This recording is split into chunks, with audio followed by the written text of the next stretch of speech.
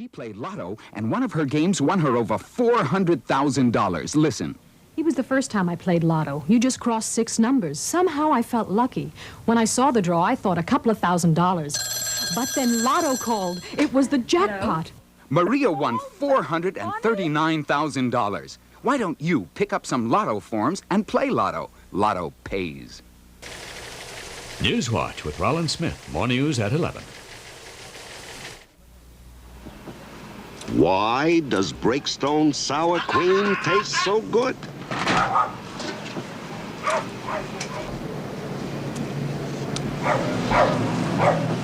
In his day, Sam Breakstone was one of the most demanding men alive. What do you want, a medal? But if Sam weren't so demanding, his sour cream wouldn't be so good. What'll I choose? What'll I choose? What'll I choose? The National Bank of North America is having such a gigantic gift giveaway, everyone's having a hard time choosing. What'll I choose? What'll I choose? What'll I choose? When you put $250 or more in a savings account, you get to choose from 68 great gifts. That's not easy. What'll I choose? Gifts, gifts, gifts with a National Bank of North America savings account at our 141 branches. What'll I choose?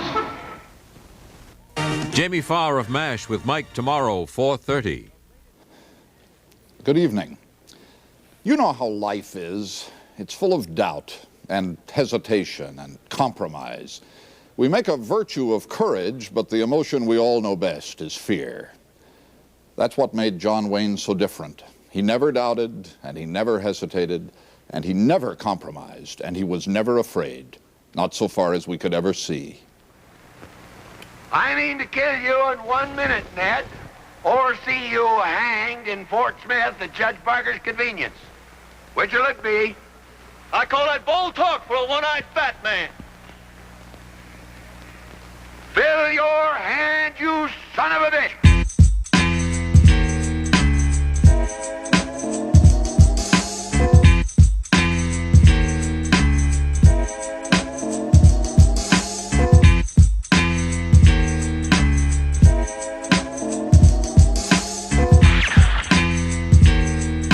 Some MCs wanna bring it, but a female is one of their strongest men. When I step to you, don't seek refuge, make it happen. Fuck the rapping, because I know I got that soul. The first time I ever touched the microphone, it glowed. Now I explode, erupting like a nigga that drunk too much, but not intoxicated. As mental stressing feast, you need to be sedated. Sick and tired of the ism schism. This time's a warning. After this, we take it to pugilism. Mash out the beaties, red spark up the corn. I flow muddy like the gutter after the rainstorm. My mission to seek, build, or destroy. Like Deadwood Dick, I be the black cowboy. And this is the showdown. I got the wild style, black cowboy. I got the wild style, wild style. After this, MCs will wish to do battle with me. For their sake, I hope that they apply the proper strategy. In any case, worst comes to worst, I'll be the best. Storms will come, this we know for sure. But can you stand the crash test? There's no vest or no way you can get suited. Up for what's about to happen, you might as well get zooted. I heard that ignorance is bliss, so I guess you're all blistered. The wrong move is made like 40s in the ghetto, your cap is quickly twisted. And just in case the first time you missed it, the wrong move is made like 40s in the ghetto, your cap is quickly twisted. Living on a diet of flesh and mystic, I kicks the ballistics and keep it realistic. We shoot shit up like the Hatfields and McCoys, perverted monks, the black cowboys. And this is the showdown. I got the wild style, black cowboy. I got the wild style, black cowboy. I got the wild style, black cowboy. I got the wild style, wild style. It's a crying shame what some niggas are do for fame when they think they know the game. But I switch up the rules of the game, drop jewels in the game. The fluid is quite fatal, like water on the brain. I be the sheriff, and I got MCs on the chain gang. Continuous hard labor until the day that they hang. One outlaw try to escape, but I murdered his gang. Right back at your bitch ass, just like a boomerang or a bolo. You couldn't knock me out with Apollo. The guard is never chillin', hot like a volcano. Once I met up with this bandolero, why'd he make me bust him in his head with this banjo? I put MCs on the ceiling like Michelangelo did the 16th chapel. known to kick and grapple, so you couldn't test the real McCoys. The Black Cowboys. And this is the showdown. I got the wild style, Black Cowboy. I got the wild style, Black Cowboy. I got the wild style, Black Cowboy. I got the wild style, Black Cowboy. I got the wild style, wild style, wild style, wild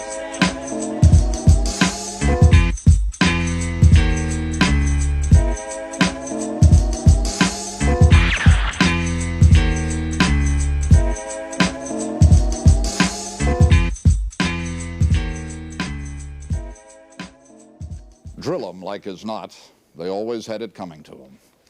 We're talking about a hero here, with a hero's way of walking and talking, who lived by the code of a hero. Mr. Brooks? Yeah? How'd you ever kill so many men? Well, I lived most of my life in the wild country, and you set a code of laws to live by. What laws? I won't be wronged, I won't be insulted, I won't be laid a hand on.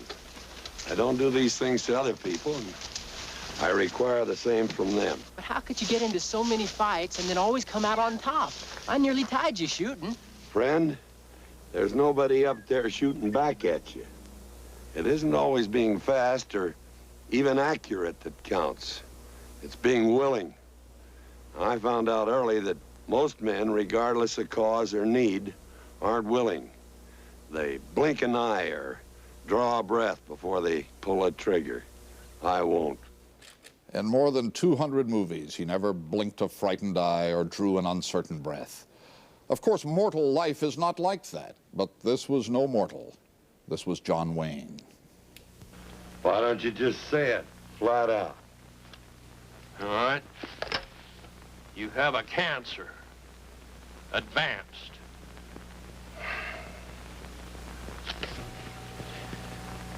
What you're trying to tell me is that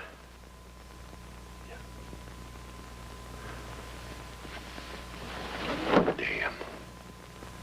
I'm sorry, folks.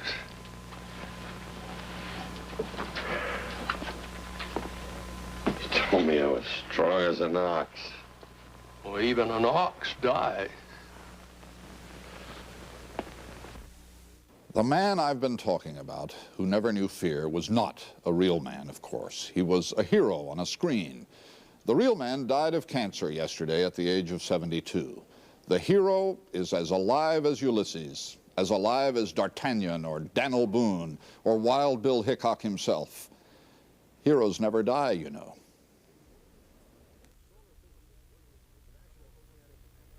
This is a CBS News special report. The Duke, with CBS News correspondent Charles Kuralt. Marion Michael Morrison, the son of a druggist from Winterset, Iowa, had a pet Airedale named Duke. He thought Marion was a sissy name. Even as a kid, that was the way he thought.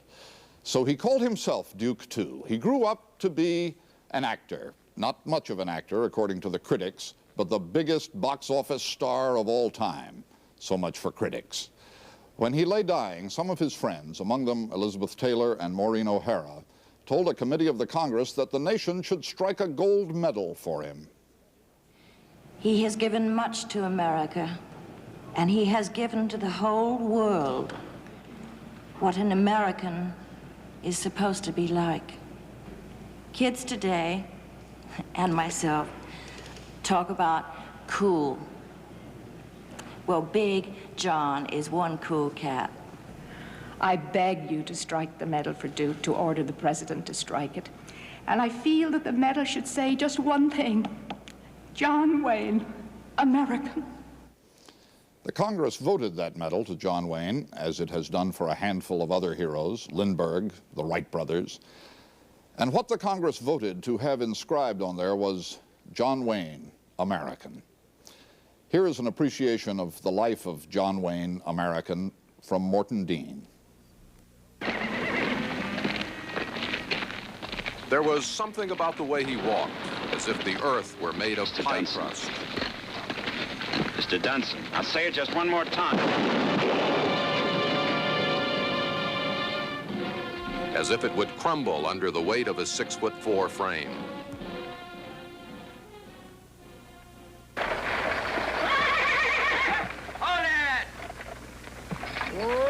Hey, look, it's Ringo. Hello, Curly. Hiya, Buck. And there was something about the way he talked. By this time. He could make hello sound like a firecracker.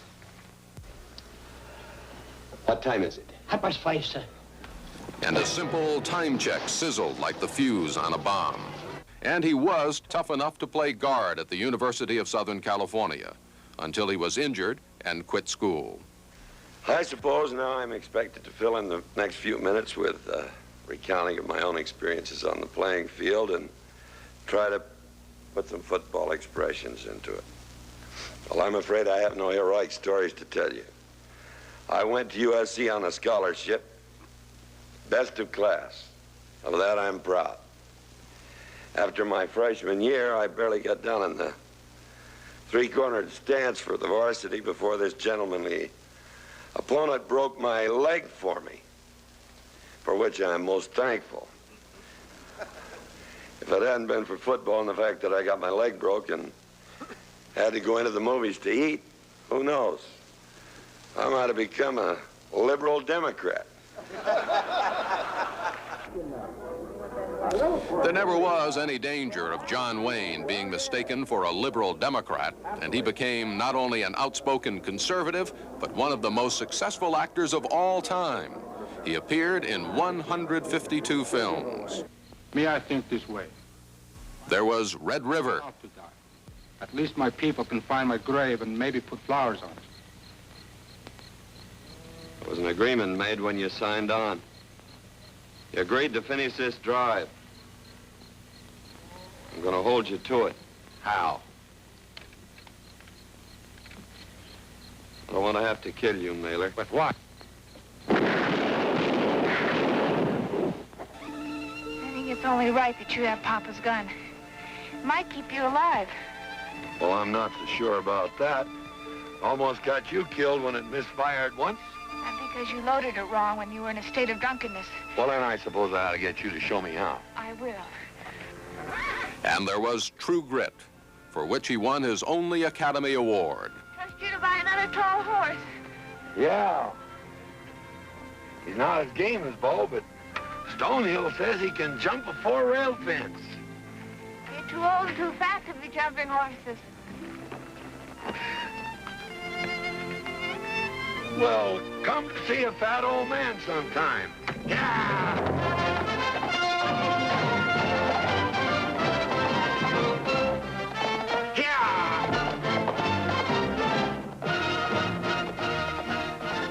The winner is John Wayne in True Grit.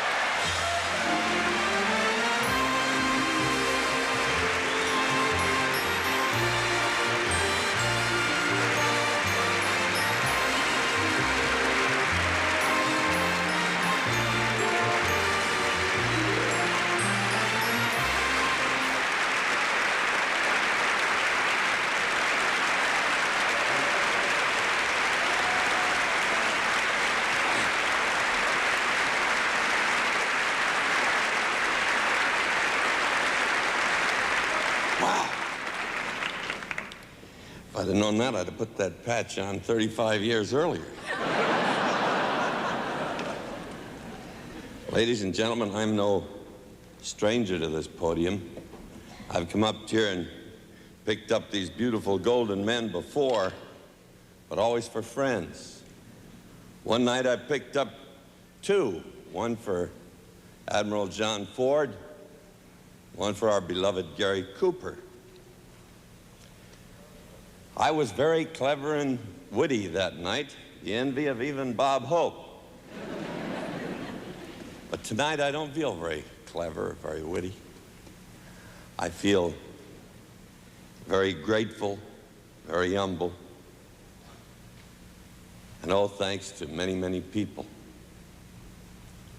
I want to thank the members of the Academy, To all you people who are watching on television, thank you for taking such a warm interest in our glorious industry. Good night.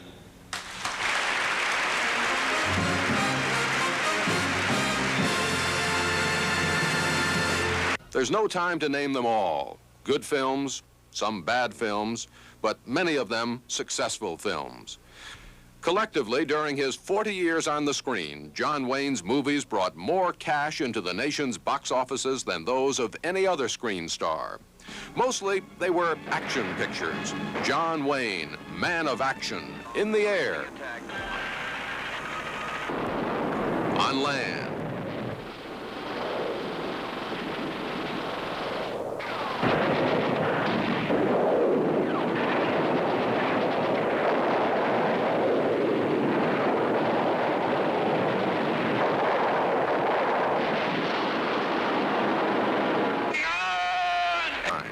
when the legendary director John Ford cast him in Stagecoach.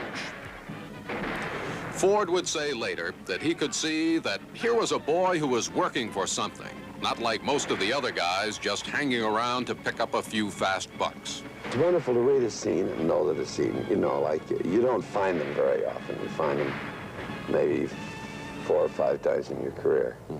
Where you read scenes and you say, oh man, I can hardly wait to do this scene because it has something that just fits what you know you can do well and then you can entertain people with. But those things don't come up too often. As his reputation on the screen began to build, so did his reputation off the screen. It was said he could outdrink and outtalk anyone in Hollywood. I'm always apologizing to somebody, he said. Wayne was married 3 times, had 7 children and 21 grandchildren. All 3 wives were Latin. That was, he quipped, just happenstance. Whenever I've had free time, I've been in Latin America. Gather your belongings. His romantic scenes were often more muscle than mush. Continue my father's work. I will be both. There was no doubt where John Wayne stood, no doubt what he believed in his roles on the screen or in his comments off the screen. On Richard Nixon. That's my kind of a man. I'm going to vote for him, I'm going to work for him, and I'm going to pray for him. He's been striving with all his heart to find a way to lead us into a better tomorrow than God's children ever knew. Richard M. Nixon, our president today, our president tomorrow, and our president for the next 4 years. On Watergate. Some men abused the system, but it works. Some men abused power, but the system works. Others abused money. Others lied and perjured themselves, but the system works. And I'll guarantee you that when the history books are written, the last few months, Watergate will be a footnote, and the main story will be how our leadership stepped in and, in spite of all the pressure, quieted down a Mideastern conflict that otherwise might have started a fire to burn our future. On Vietnam. Tell me I oversimplify it when I say we should have won the war. But actually, because they're afraid that China or Russia will go to war. But if I'm going to send some neighbor's kid out to be killed, I'll be willing at least to risk my life to save a few of those boys. So I think we should have won it about 4 years ago at about 1/4 of the loss of men and had the respect of the world. Instead of that, we pussyfoot around, and now we're trying to get out of it without being a disgrace. He not only carried the battle to his film enemies, but to his political enemies as well. Cambridge, Massachusetts. He had been invited to Harvard. To have it out, said the letter of invitation, head on with the young whelps who would call the unbeatable John Wayne the biggest fraud in history. The Harvard Lampoon provided an armored personnel carrier for him, and the Duke took Cambridge and Harvard by storm.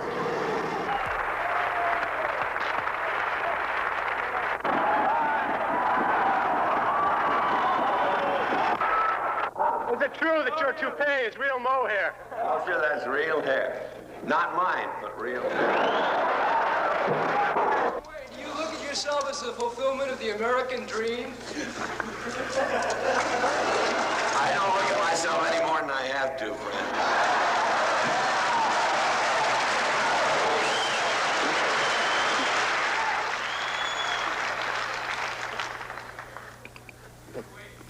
Views on women's lib.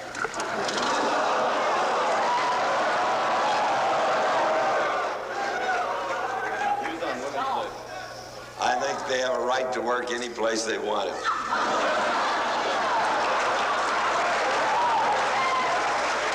As long as they have dinner ready when you get home.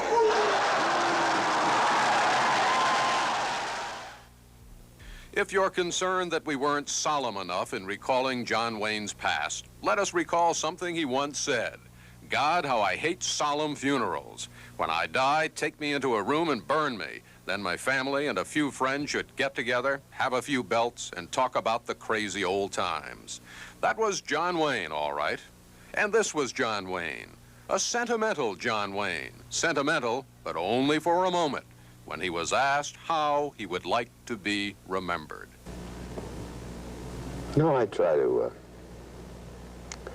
live my life so that my family will love me and friends will respect me, and the enemies can do whatever the hell they feel like doing. John Wayne was a my country right or wrong man during the Vietnam War, when so many Americans thought their country was wrong. And he never spoke up for civil rights or equity for women or anything like that. He was out of step with many of the opinions of his time. He was of another time, some would say. Many of those who are quoted in the wire service eulogies today are the country's prominent political conservatives for whom he campaigned. But it was possible to disagree with John Wayne politically and still be won by him personally, as those Harvard students learned. And many Americans of every sort obviously feel a sense of loss tonight. And we're not alone. A headline in Tokyo tonight says, "Mr. America is dead." And in Winterset, Iowa, where John Wayne was born 72 years ago, the mayor, Pat Morrissey, said the city will miss him. He was very well thought of in our town. Here's what some other people said. He truly was a legend, but he was more than that. He marks the end of an entire era in the industry, but beyond that, he was a hero off-screen as well as on. The John Wayne that you saw on the screen was very much the John Wayne that all of us who knew him knew in real life. And a man of principle, a man of honor, and a man of just great loyalty to his friends. The longer he lived, the more he did. I think he'd be the last one to ever call himself an actor, but he did all right. What was the secret of his success? I think it was his personality and his very craggy face, his size, his ability to do everything that needed to be done. He didn't use doubles. I think his appeal was as a man. He was a man's man all the way, whether he was on the screen or off the screen. And he epitomized to young people and older people the good traits of being an American. Stubborn, knowing what he believed in, not afraid to talk about what he believed in. He was just one hell of a fine guy. Well, you won't believe it, but I was watching a picture last night, and the special report came on, and for some reason or other, I didn't link it with John Wayne. And then, of course, the news came over, which was a terrible shock, because, I don't know, I think we all had a feeling that John had licked it before, and maybe there was a chance that he could do it again, you know, even though the odds were very great. So it's a shocking thing.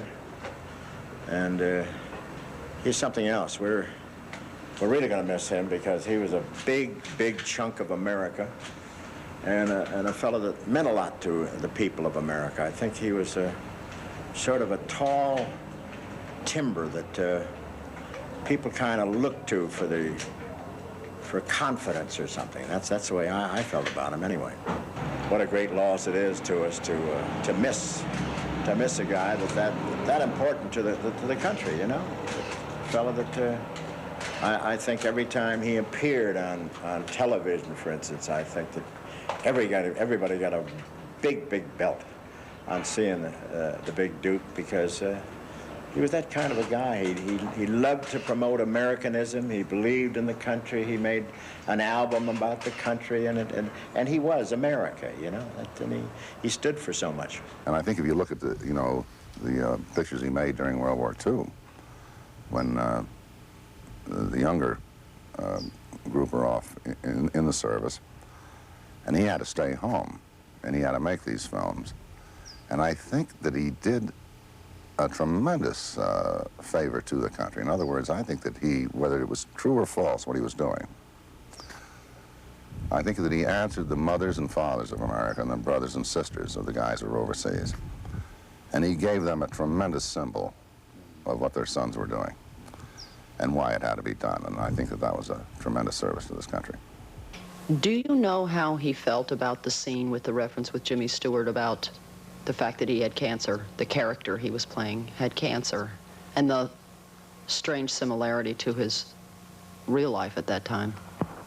Well, Duke was very concerned with making people aware. He did many promotional films for the cancer people, making people aware of the disease and of the treatment possibilities and of the need for early detection. He did a lot of work in that area, and he felt that he was doing, he was helping that cause by making that picture, even knowing that it could be construed to be autobiographical. He was a hero figure, and a hero. He stood up for causes when they weren't popular at all.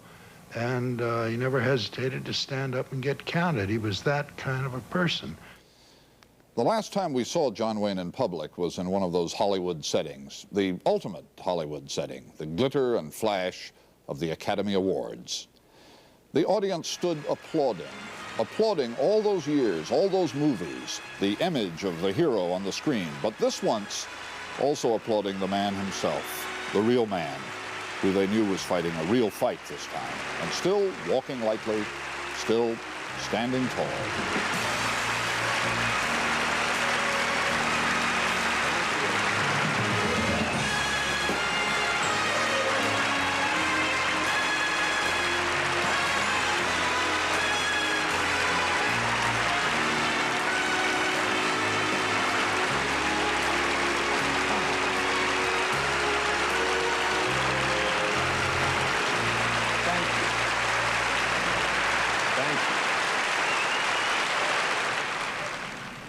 Thank you, ladies and gentlemen.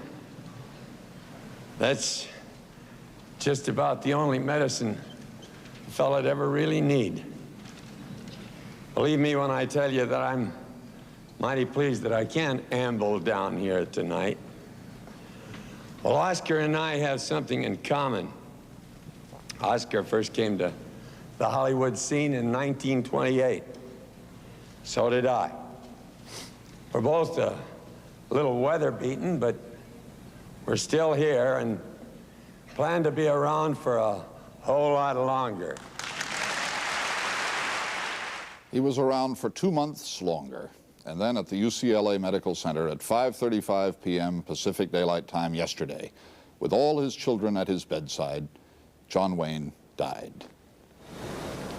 Well, I guess I better get going. A little past my bedtime. You had 30 gallons left. Yeah. Good night. We'll get together soon. Sure, chum.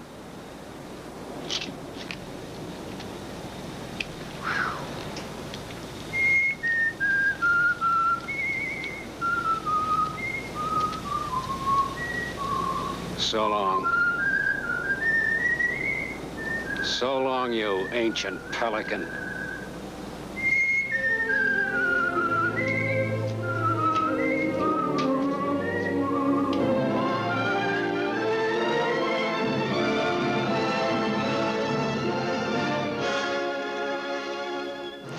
In a John Wayne movie, it was John Wayne who always decided how the story came out in the end. He would ride away over the ridges or go whistling off into the dark like that.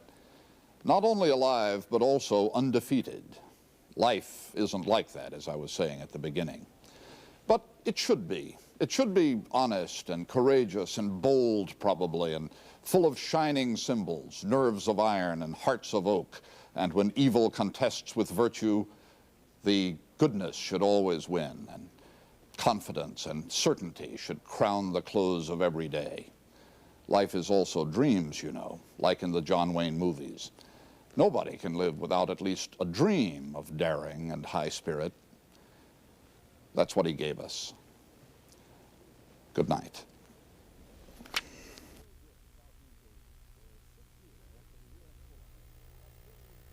This has been a CBS News special report. The Duke. In the ravages of the American War. But there was something else going on, something we couldn't miss. The sad fact of the matter is that Laos is still an occupied country. Only now it's occupied by the Vietnamese. And the soldiers of Vietnam are everywhere, between 35 and 45,000 of them. Well, the presence of that foreign army of occupation is partially responsible for something I think is unprecedented, a popular uprising, an anti-communist, anti-Vietnamese guerrilla war. With the help of an American adventurer you'll be hearing more about later, I was offered first-hand proof of this democratic uprising. The rebels offered to take us back inside Laos, this time to the part of the country controlled by them. This part of the story actually starts in Bangkok, the capital of Thailand, and the Western world's listening post in Indochina. It was there we made contact with leaders of the anti-communist Laotian exiles. The first stage of our journey back to Laos was an all-night train trip to a tiny village on the Thai side of the Mekong River. It was only after we arrived there that we made the final decision to go across. Because our official trip into Laos was so carefully planned and programmed by the communist government authorities, it was impossible for us to get an accurate picture of what Laos today is really like. For that reason, in order to get that total picture, we're going back into Laos, but this time we're crossing the Mekong River illegally. What we hope to find is substantial evidence of an anti-communist resistance, fighting from bases hidden within the Laotian jungle. What we hope to avoid are the Pathet Lao and Vietnamese army troops that are said to be patrolling the opposite bank of this historic river. Do they think that we can get across today without an incident, without shooting? นี่พอจะมีทางที่จะให้พวกชุดเราเนี่ยข้ามไปฝั่งโน้น He said we have to wait until his people on that side coming to pick up us. And then he said because all the Vietnamese soldiers working near the Mekong River, that's why it's not safety for us. Have to wait his people out that side. When will we leave? พอจะรู้ไหมว่ามื้อไหนที่เราจะข้ามไปได้ tonight we can go to Laos side. Could you ask them how long they've been fighting, the Pathet Lao and the Vietnamese? เป็นเวลานานเท่าไหร่ที่สู้รบกับพวก 4 years already. So for them the war didn't end in 1975. For his war never end. They need to get his country have the freedom and then let the Vietnam soldier get back to his country. Lao country have to control by Lao people, not Vietnamese people. On the eve of leaving for the opposite bank of the Mekong River, the resistance forces are checking the supplies they've received, medicine and military uniforms. When we loaded the boats back in the little village, they told us there'd be a delay in loading. There was a body on board one of the boats. A young fellow, a resistance fighter, had stepped on a mine. We're on the river now. It's a group of about 8 boats. There's just a light on the opposite side, on the Laotian side. On again, off. On again, off. Another bank. Another sandbar right in the middle of the Mekong. This thing is shipping water. It's like a sieve. Hopefully this old wood will remain buoyant enough to get us to the far shore. Well, we're in Laos. We've landed. A group of about a dozen gunmen have met us. We've just got the order to move on. Let's go. The group continues to grow as we get further inland from the river. I estimate between 40 and 50 now in the total party. The jungle's opened up a bit. Easier walking. Every man stepping in the footsteps of the man in front of him to avoid stepping on a landmine. It occurs to me as we march through this jungle that the resistance forces here in Laos have turned the tables on the Vietnamese. In the war against the United States, to the Vietnamese, the jungle and the night were allies. Now these resistance fighters are using those same two tactical weapons, the jungle and the night, against the Vietnamese occupying army. We've been marching now for about 6 hours. The group consists of about 45 resistance fighters. Most of them look like young people, very young people, children almost. Their weapons are an assortment, leftovers from other wars fought here in Indochina. Some carry AK-47s from the communist side, others M16s, relics from America's participation in this once and forever war. What really does impress me about these fellows is that they're fighting against odds that have to be considered totally insurmountable, irresistible. They have no outside support, at least that I know of. They have no particular ideology, at least insofar as I know. They're fighting for a free Laos, free from everybody. The Vietnamese, I guess, are the ones that concern them most right now. But if it was the United States back in here occupying this country, I'm sure they'd be fighting against the United States. They're Laotians, they're freedom fighters, and those are the two things they want. They want justice and they want freedom. It's about 7:45 now. We've been marching for well over 7.5 hours. We've reached our first natural obstacle.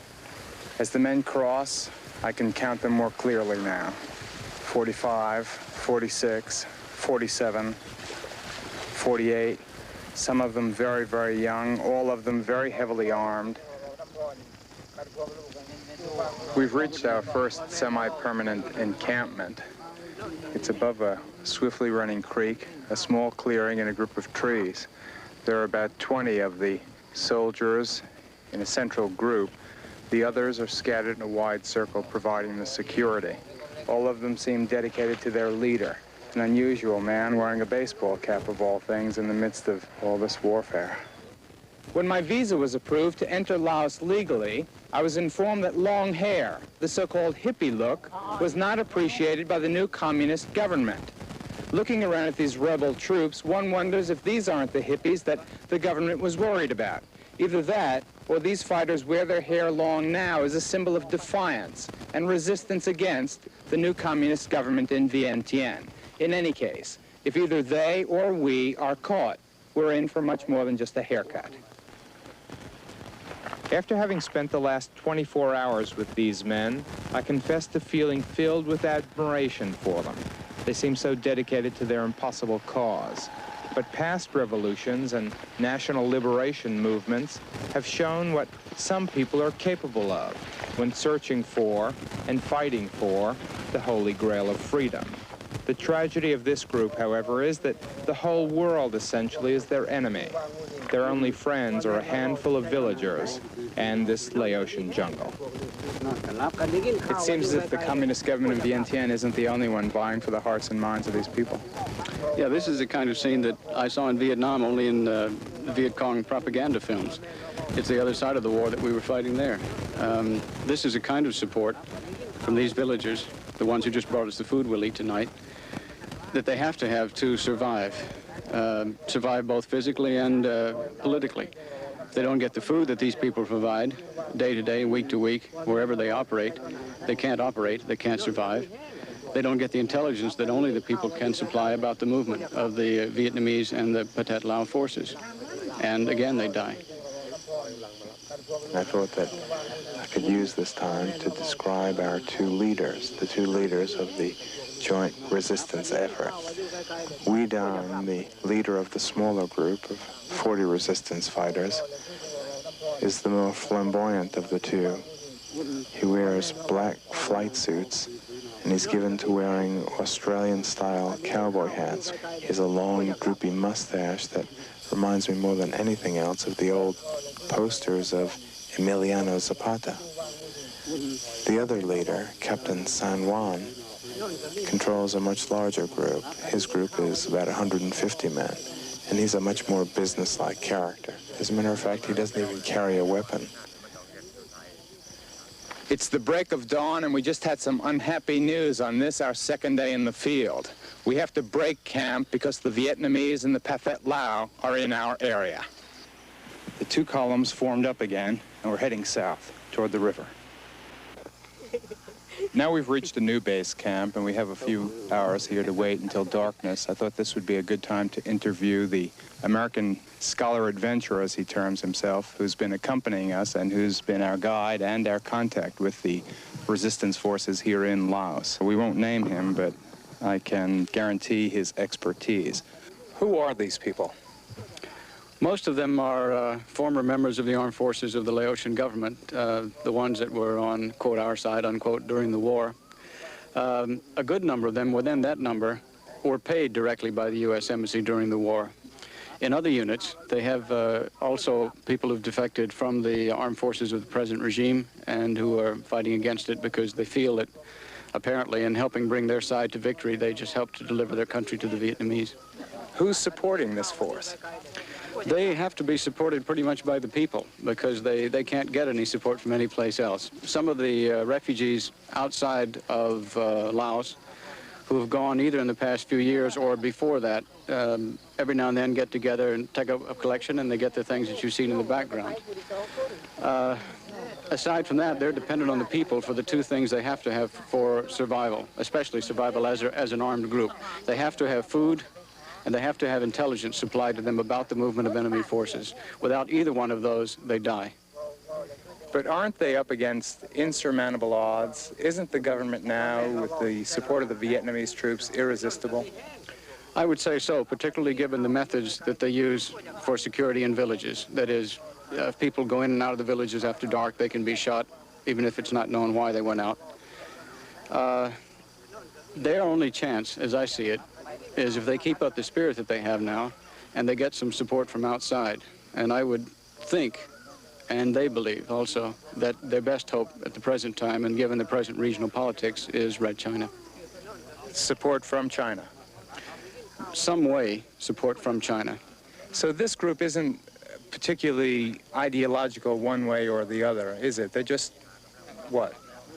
They are primarily anti-Vietnamese, and they're anti-communist. They're anti-communist in the sense that they probably couldn't define communism if they had to. But the way that their people are forced to live is something that they will, perhaps may die to fight against. And it is communism, but they don't call it that. They don't know it's that. In answer to the question of how these resistance fighters supply themselves, well, these local village people have come to this clearing. We've been here a couple of hours now, and you can see what they've brought. They've brought fish, they've brought poultry, they've brought eggs, they've brought little cakes to eat, coconuts. They've been bringing water all day long. This is truly a popular resistance movement, at least insofar as these villagers are concerned. One of the people here, though, is the mother of the fellow who stepped on the landmine while coming to meet us at the rendezvous yesterday. He was killed. His entire lower body was blown off. Regardless of what else happens on this trip, this will be the last film that we shoot here in Laos. The reason is that we've had the worst possible luck. Vietnamese and Pathet Lao troops that were patrolling further south are a lot closer than we thought. Intelligence reaching Captain San Juan and Captain Wan Di indicates that our route, our escape route to the Mekong River is now blocked. We had basically two alternatives. The first being to go with these gentlemen deeper into the Laotian jungle. Our stay then would become indefinite, fraught with all of the chances that implies, that the life with the guerrillas implies. The other chance is the one we're going to take. We're going to walk, leaving our bags behind, with a small unit to the river. From there, we'll try to swim across to the Thai side. It's funny, though, after all the controversy back home about the war in Vietnam and the war in Cambodia, the war in Laos, and everyone thought everything was over, and yet this area of the world, Indochina's just really all at war again. The sides have changed, but the fighting goes on. As it turns out, we didn't have to swim the river. Captain San Juan had sent one of his men across, and he had 4 boats there waiting for us. We said goodbye to the captain and his men, then scrambled down to the boats, and I confess, it was only when we were well clear of that hostile shore that I started to think about the guys we had just said goodbye to. We were home free. They were still there, still in the jungle, still faced with the impossible prospect of fighting an unwinnable war. There's a final irony to this story. More than 50,000 Americans died during the war in Indochina. They died fighting to prop up one corrupt regime after another. They died without ever finding the good guys. Who is supporting those guys now that are fighting the communists? Nobody, as far as I can tell. They're getting no outside support. Maybe from the exiles, the Laotian exiles now living in Thailand. They're getting some money, but generally speaking, they're getting no official help from any government. But wouldn't China want to befriend them in this case with their attitude toward the Vietnamese? You would think so, given the regional politics now in Southeast Asia. It certainly would be in China's interest to bankroll these people because they are causing a bloodletting among the Vietnamese, who are China's enemy. But so far, there's no evidence of China participating, not yet. Thank you, Geraldo. Next, what we face when the recession hits. Dave Marish will try to make some sense of it after this. More super values from Sears. Great values on these Sears paints. Because they're one coat. Beautiful. And on sale. You save $3. Latex fashion flat. And ceiling paint, each now just $7.99. Washable latex fashion semi-gloss, just $8.99. And acrylic latex house paint, only $7.99. Get super values on these paints at Sears. Sears, Sears, Sears, where America shops. More super values from Sears. This Father's Day, save $20 on the Sears Craftsman 3/8-inch variable speed reversible drill, or on this Craftsman dual-action pad sander with built-in dust pickup, or on this variable speed saber saw with manual scrolling action, or save $10 on the Sears Craftsman versatile grinder for home use. Only $29.99 each. Sears, Sears, Sears, where America shops. 1 potato, 2 potato, 3 potato, 4. Just one Lay's potato chip makes you want lots more. 1 potato, 2 potato, 3 potato, 4. Bet you can't eat just one Lay's and not want more and more. Lay's brand potato chips are so thin, so crisp, so light, nobody can eat just one. Bet you can't eat just one Lay's and not want more and more. Saturday, America's world champion Kurt Thomas in gymnastics. In track, Don Page. Is he the new Jim Ryan? And volleyball excitement, the NCAA champions, a special ABC Sports presentation. Then, on ABC's Wide World of Sports, Nadia Comaneci, back on top, headlines a stellar group of gymnasts in her most recent competition. Also, an advanced look at next week's U.S. Open, the most important golf championship in the world. Sports Champions, Saturday on ABC. The price of gas is up another few cents since Dave Marish had his say on that subject last week. That's one big area of inflation, but tonight we've asked him to talk to us about the recession that may be threatening and how to live through it. Hugh, our public myths and memories of the Great Depression of the 30s are small d democratic. They touch everyone. Songs like Brother, Can You Spare a Dime and books and movies like The Grapes of Wrath told of hard times that were even broader than they were deep. Rich men jumped from Wall Street windows while poor people sold apples below. The coming recession, experts agree, will be different. It will be far more selective. This oil crisis is going through the economy like a pig through a python, says one financial observer. You can watch through every stage of digestion. The question is, who plays the python and who, like the pig, gets swallowed up? The increased cost of energy passes down the whole line of that industry, with big boosts not just in the price of crude, but in tanker rates for shipping it, and in truck and train rates already okayed by the federal government. The big institutions are covered, but when the price hike gets to the end of the line, to you, protection's going to be spottier. Some companies, for example, are giving employees 2 cents a mile more for the use of their cars, but other companies aren't, leaving the driving employee to pay the freight. Everyone pays for bread, and soon everyone will be paying more. Grain prices are tied to oil directly through petrochemical fertilizers and indirectly through the actions of world markets. Russian buying, for example, has kept the grain market tight even after 2 straight bumper American harvests. The cold, wet spring of '79 has farmers talking about an off year for production, but another banner year for price. And this cost gets passed along too. High-priced grain means high-priced beef. In New Mexico, one big packer is already laying people off because reduced herds are making for reduced slaughterhouse work. In other words, steaks stay expensive, and hamburger too, and hamburger rolls, but fewer people have paychecks to cover the costs. Buying a house will get harder. People have been using up more savings to pay off old debts, and this means less money for mortgages. Last month, the price of a mortgage took a record jump. Even Uncle Sam is zapping his low-income customers. Amtrak, which used to complain that nobody rode the rails, is in the midst of a boom. Seats are packed with full-price customers. So Amtrak has canceled its Rail Pass offer that last year let 75,000 customers ride cheap. The passes made money, but full-price tickets make even more. Expanding service could take care of all the customers, but President Carter plans to cut Amtrak back. So if you're out of gas and you're cut off from a rail pass, you can stay home and read. Paperback book sales have flattened out, and Bantam Books has the traditional answer, a cut in margin and price. A new bestseller, The Far Pavilions, will go for $2.95 instead of $3.50. So for at least 1.1 million customers, advice for the hard times includes, let them read fluff. Hugh? Okay, we can read more, but what should we do in the recession? I guess the best answer is not to panic. Recession, like depression, is in part a state of mind, and this coming recession, almost everyone agrees, won't stay with us forever, not even for very long. There should be an adjustment. Everyone seems to agree, at least by the end of 1981. Thank you, David. Well, next we take a look at the latest trend in footwear, roller skates. I think you'll really enjoy this, so stick around. It's Boulevard watch time. Time so accurate, it was picked to go to the moon. Time so protected, it dwells deep in the ocean. Time surrounded by a girl's best friend. We offer time to you in more beautiful ways than anyone else in the world, including a way to wake you up when the commercial is over.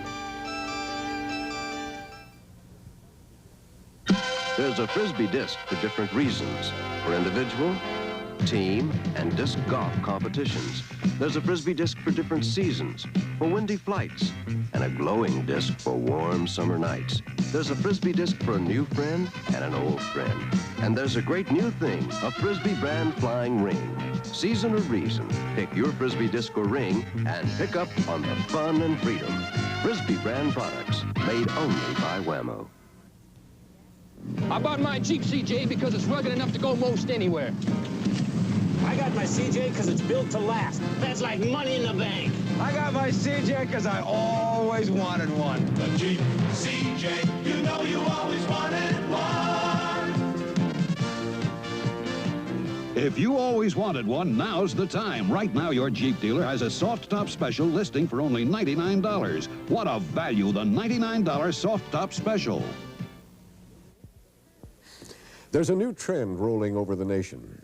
Maybe not altogether new. Charlie Chaplin's Little Tramp was always ahead of his times.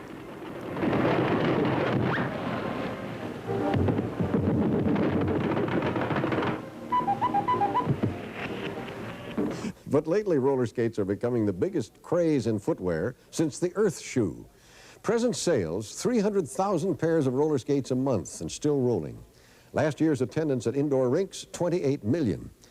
As for outdoors, just take a stroll down any avenue in New York or Chicago or San Francisco and watch the people wheeling by.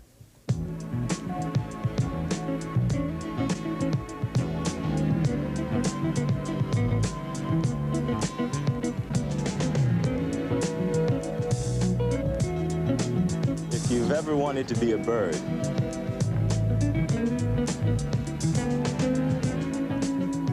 this is the closest thing to flying without being a bird.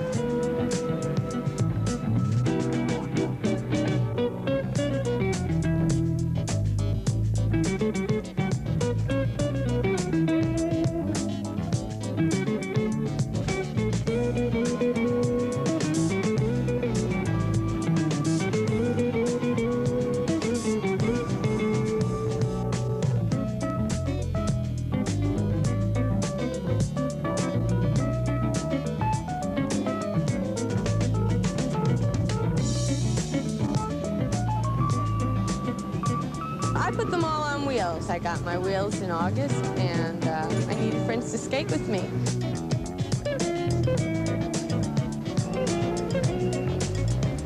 And the boss got a pair, and he loved them, and he started skating in the restaurant, and then we started waiting on them.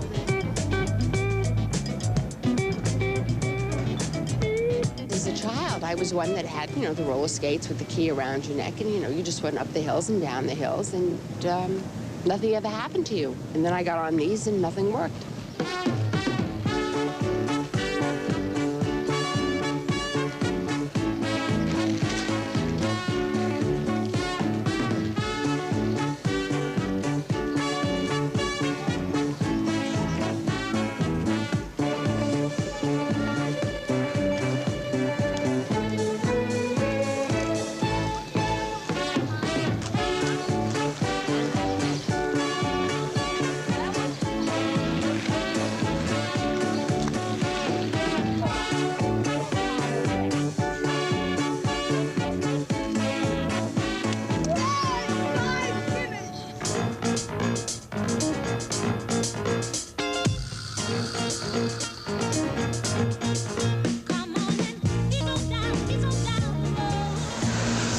Sensation.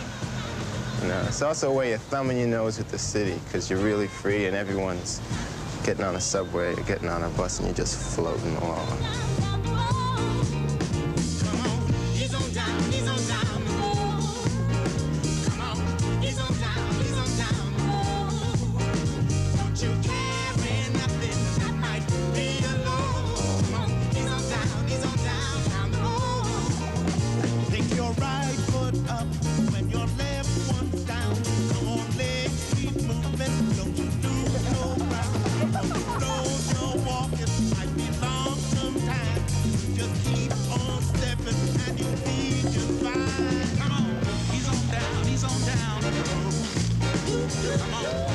As people come out here and they start to skate, and they love to skate, but once they pass someone with a radio, they feel this little twitch inside.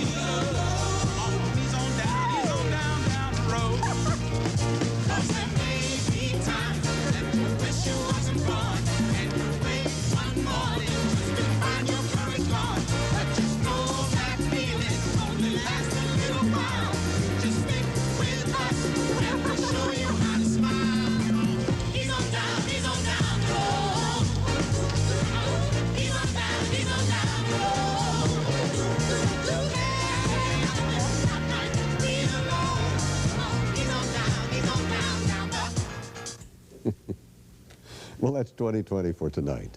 We're in touch. You be in touch. One other item of interest. ABC News will present a special report on the Pope's trip to Poland at 11:30 Eastern, 10:30 Central Time. The program is called The Cross Behind the Curtain. Be sure to watch. I'm Hugh Downs. Good night.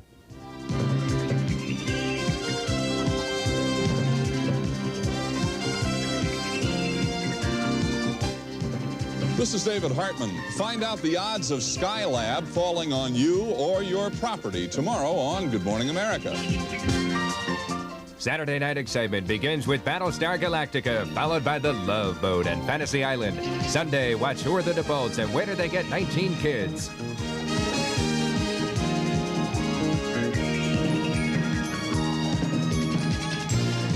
This has been the ABC News Magazine 2020, a chronicle of our times. Friday, an extraordinary ABC News close-up, the shooting of Big Man. For the first time on television, a true behind-the-scenes account of a real criminal case. The victim, the accused, the judge, from the victim to the verdict. Friday at 9, 8 Central and Mountain on ABC. Next on Eyewitness News, the battle continues tonight to save the hand of another victim of subway crime. At Bellevue Hospital tonight, surgeons are still working over the operating table. John Johnson will have a live report. Peter Bannon begins a series of special reports on an experimental drug given to soldiers in Vietnam. That drug may cause cancer. Melinda Nix talks about holography, Warner about the Yankees, and Spencer about the 5-day forecast. Next. Can you install a muffler in under an hour? You want a bargain? Sit down, we'll get to you. I think I'll go to Midas. You're feeling good about yourself, the way you should about yourself. You're feeling good about yourself, and it shows. You're drinking 1-calorie Diet Pepsi Cola, the taste that's changing the taste of America. And you're drinking Diet Pepsi. Yeah, you're drinking Diet Pepsi, and it shows. At Sims, we want you ladies to know about our automatic price tags on all dresses and ensembles.